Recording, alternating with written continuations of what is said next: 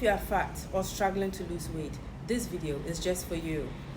Give me 3 minutes and I'll give you 3 easy and simple ways to lose weight today. Now, it's possible that you gained a lot of weight when you got pregnant and you had a child, like myself, or you are someone who's just generally struggled with weight loss throughout your life. Maybe you are, naturally built to be on the thick and the heavier side. Don't worry, I've got a thing for you. Step number one, the first secret is that you need to drastically reduce the amount of food that you eat. Picture this: in the morning, you have wache for breakfast. On this wache, you buy wache 10 cedis, you buy spaghetti, you buy gari, you buy cocoa 3 or 4, you have 1 egg, you have sausage, you have wele. Some of you even go as far as adding fish or maybe salad to that with pear. These are 10 items. Tell me why, as a human being, you have so much food on your plate.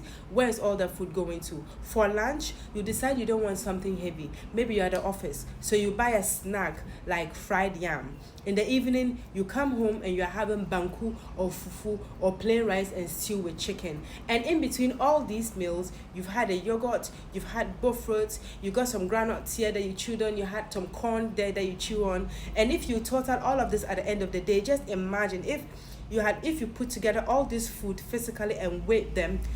Just imagine how much food that would be. Just even try and picture how much food that would be. So the first step is you need to stop eating so much food. Drastically reduce the amount of food that you eat, and eventually reduce the number of times that you eat. Because, and this leads me to step number 2, or the second easy way to lose weight. You are eating so much food and you are not moving enough. You are sitting in one place. Most of you are working in the office, so the only movement is from your house to the bus station, or from your house to the Uber, from the vehicle or the Uber to your office, from the office to the washroom, to the office to the washroom, office back to the bus station to your house. That is the entirety of your physical activity for the day. Or if you are working from home, or you're a content creator or an informal business owner, you're at home, you're sitting on your desk, on your couch, watching Netflix, you are scrolling on your phone, you understand what I'm trying to say. You spend 99% of the day, not even 99% of your time in the day sitting on your ass.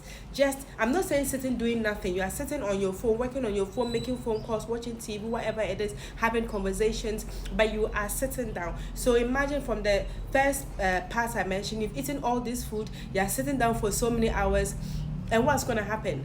Where do you think all the food is going to go? Your body doesn't need so much food. If you were doing manual labor, you are a physically active person, let's say you're a hawker, you are walking up and down, you are selling up and down, you are going to burn off that food, you are going to use all the energy, then it's okay. Let's say you are a mason or a laborer, you are someone who lifts heavy stuff, you are involved in a lot of physical activity. Yes, then of course you would need all this food. But if you live a sedentary lifestyle, you're mainly sitting down, you're not moving, that is too much food. So please reduce the amount of food that you eat.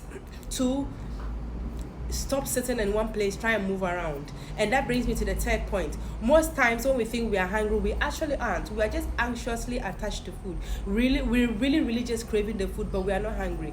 Let's have a small exercise. Next time that you feel you're hungry, just sit down and then think of what is it that you feel like eating. Like I'm hungry, I feel like eating jollof. Then I want you to imagine this. Imagine that you don't eat the jollof. What's the first thought that comes to your head? Is it panic? Do you feel panic, like, oh my God, I'm not going to eat the jollof, I'm not going to taste what the jollof tastes like? And that is anxious. You want to eat because you are craving the jollof. You know that you have some nice jollof in the fridge, and the thought of it is just, you're salivating for it, but you're not really hungry.